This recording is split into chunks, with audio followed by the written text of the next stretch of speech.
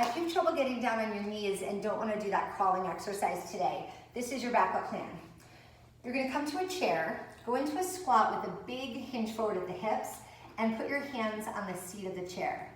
Now make sure it's a sturdy chair that can handle your weight without tipping. But then I want you to bring your body weight into your legs. So feel it over your heels and touch the chair just to feel a connection through the arms and the shoulder girdle and the ribs. You can do that like gentle pushing away feeling. All right, so now I'm gonna take one leg out to the side and I'm gonna draw a pendulum, or like a smiley face, around my body.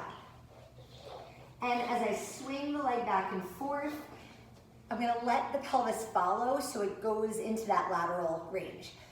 Because I'm bracing with my arms, the upper body's gonna stay pretty still, so you'll feel tone through there.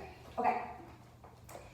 Now, if you look at this from the back, the pelvis is gonna follow the direction the leg is going, and where I'm palpating myself, I'm getting a hip hike and drop to follow the swing.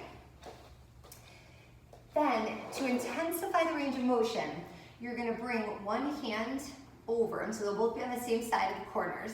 Again, make sure you've got your balance safe so you're not tipping the chair over. And you're gonna reach the leg on the side you've bent away from, and then you're gonna swing that leg back and forth. So now, when my hip gets the exaggerated hip hike on that side, the upper body's going in the same direction. I'm gonna feel more intensity in that whole chain all the way up into the shoulder. All right, so try that on both sides, and make sure, again, weight loaded in the heels, back nice and flat, smile. Now, good day.